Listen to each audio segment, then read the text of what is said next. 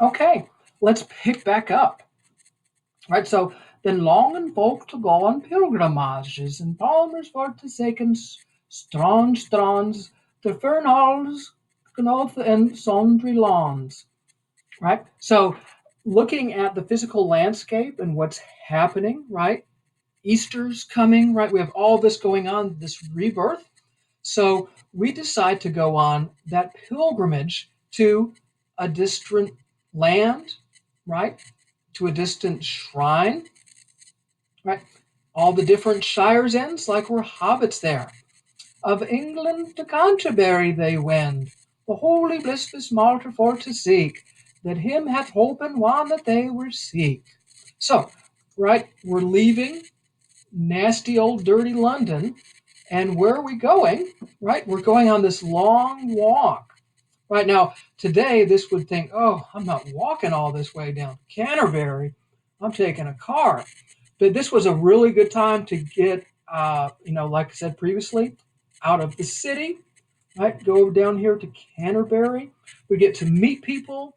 We'd exchange stories as we're walking. Wow, it sounds like the oral tradition still here with us, right? All of this fun stuff, right? So we're seeking the holy, blessed martyr.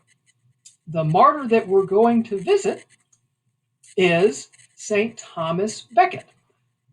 If you're curious about the story of Thomas Becket, it's really interesting. Just to kind of squeeze it down into just a few moments here, Thomas Becket grew into disfavor with King Henry II. King Henry II was the King of England during this time.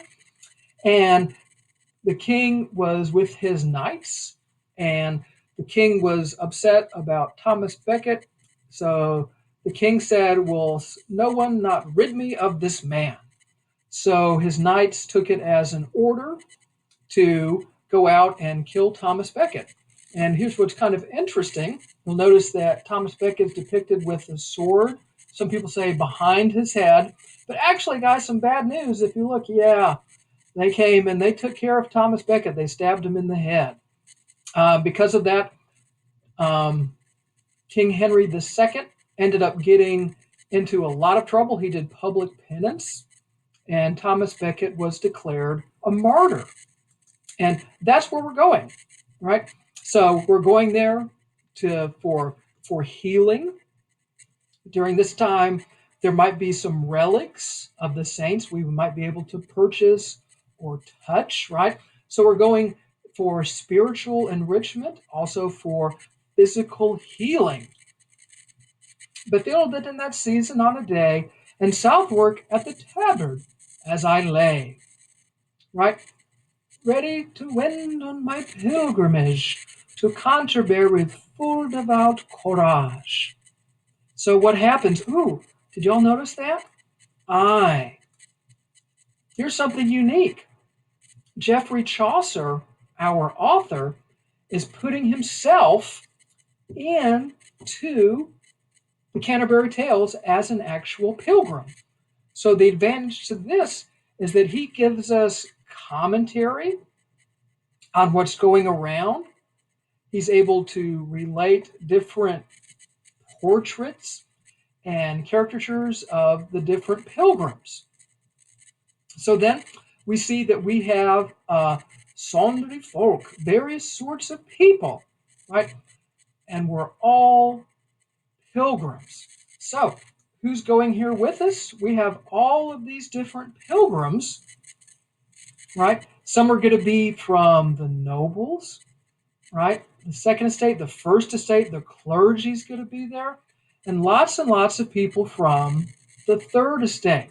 So by going along and taking a look at the social classes, we get a wonderful view into what life was like during the Middle Ages. It's so cool. Now, so what the plan was as we journey down, right, as we journey down to Canterbury, we're going to tell tales, and then we're going to go down there, and then we're going to journey back. We're going to tell some more tales. That was the plan that Geoffrey Chaucer had. Unfortunately, Geoffrey Chaucer died The Canterbury Tales is sadly unfinished.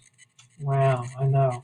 So again, the Middle English and then the Modern English translation. So as you go through and read, right, there'll be all of these different looks at the different characters.